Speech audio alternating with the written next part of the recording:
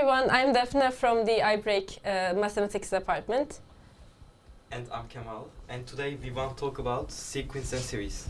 So first we will start with sequences. There are two types of sequences. One of them is arithmetic sequences and the other one is geometric sequences. We will start with arithmetic sequences first. We will try to explain it with giving examples, by giving examples. So we will say that there are, let's say that there are 4 terms. The number underneath you depicts which term it is, like the first term, second term.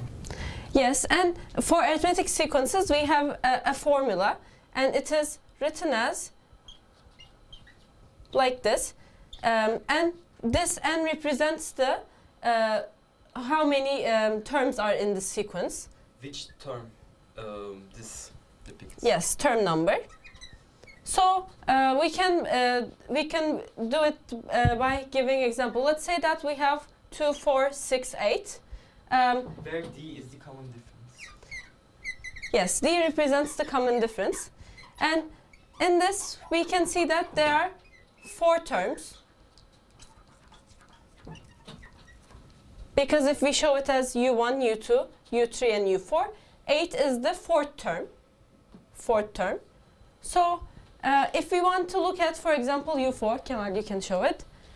So for example, the common difference here is 2, as 2 is added to each consecutive term.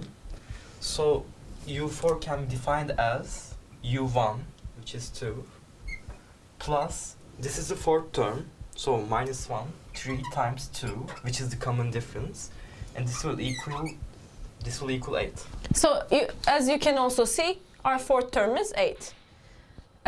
So now we can move on to geometric sequences.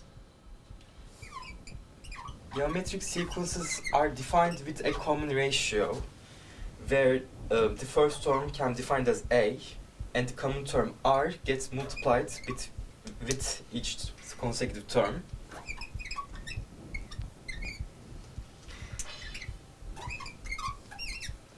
And we can define the nth term with the first term and the common ratio, where the nth term is the first term, where A1 you can say, times r to the n minus 1 power.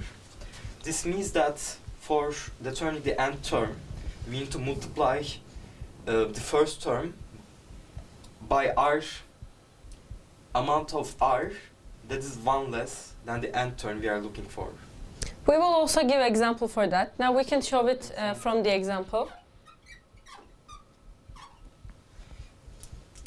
If you were to say r is 2 and u1 is 3, u2 would be 6, then 12, then 24, where each term gets multiplied by 2, and the ratio of consecutive terms is constant, where the constant for this distinct sequence is 2. And the same can be said for arithmetic sequence. Yes, for example, if we want to find from this arithmetic sequence, we can say that actually U3 plus U1 over 2 is actually equal to U2. So from this you can see that 6 plus 2 divided by 2 is 4. So it actually matches, which is 4. So for arithmetic sequence, we can say that to find the middle term between two of the terms of the arithmetic sequence, it is the arithmetic average. Average. Yeah, it's the average of these two. Where Yes. like to find U2 would be the average between U1 and U3. Yes. And arithmetic mean, actually. And in geometric sequences, U2 would be the geometric mean of these two, where U1 times U3 would be U2 squared. And like with geometric mean, it's depicted as U2. And this can be applied to any terms where like there is a term in like the middle of it. How can I say that? Let's say U1 times UN where n is an odd numbered term, it can be depicted as u n plus 1 over 2. I have shown that the geometric mean of two odd numbered terms of a geometric sequence will equal to the arithmetic mean of their Yes. like which term of they are. Mhm. So like there is also a similar formula for the arithmetic sequence. So if we were to say something similar for the arithmetic sequence, for example, we could say, I will give an example once again. Let's say that this is our arithmetic sequence, and for example, this is U1, U2, and this is U5. So if we want to find, for example, the common difference, we can also write it by U5 minus U1 equals 4D. This 4 comes from the difference between 5 and 1. So we can also write it like this. And the arithmetic mean of like two odd numbered terms will equal to the odd number Yes. that's like equal distance from the two odd numbers. And like for geometric sequence, for example, let's go like 2, 6, and 18. The geometric mean, which is will be equal to the term that's like at the middle of them. Yes. It's like at equal distance to them.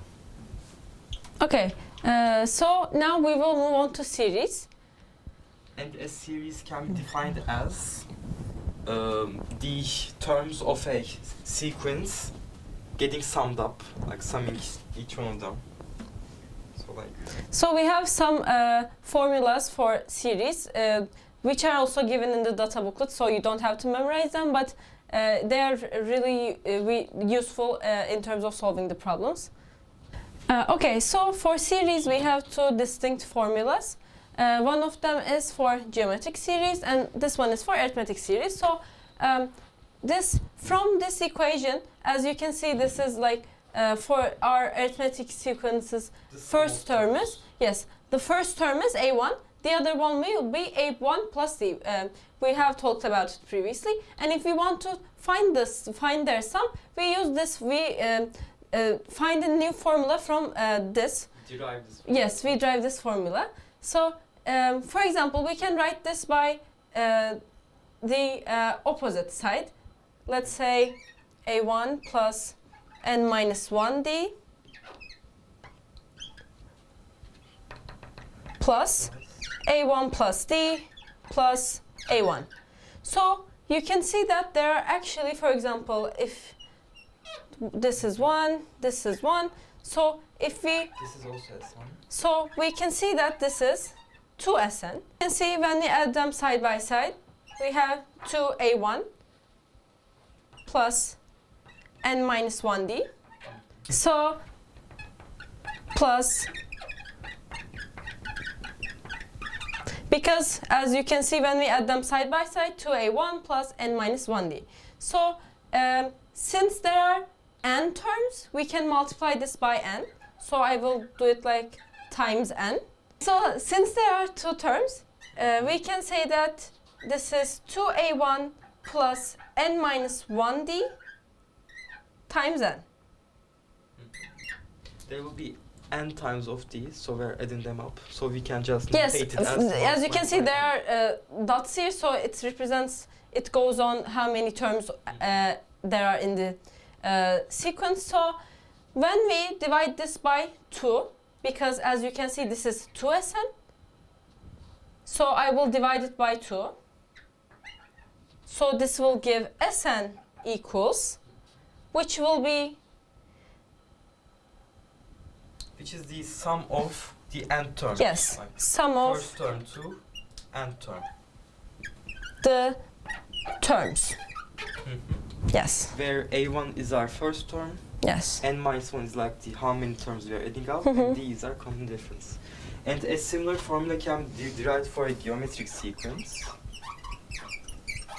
Firstly, we will write this the series and multiply it by the common difference each term.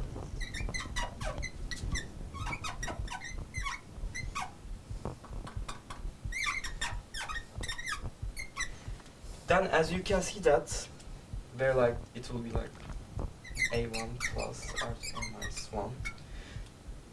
This component will be the same as this one. So when we take the difference of these two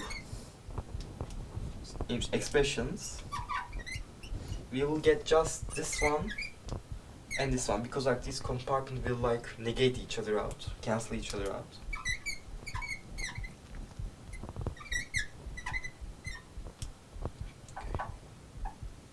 And then we can take ascend to the common parentheses.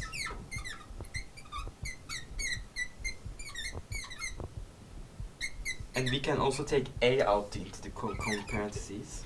And then we can divide both sides by r minus 1.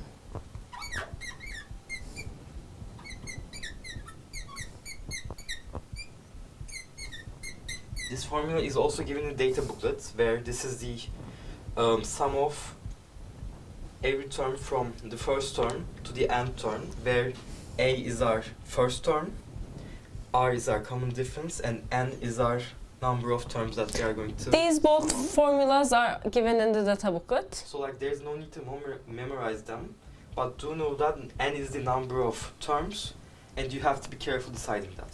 Yes. Thank you for listening to us. This is all for today's video.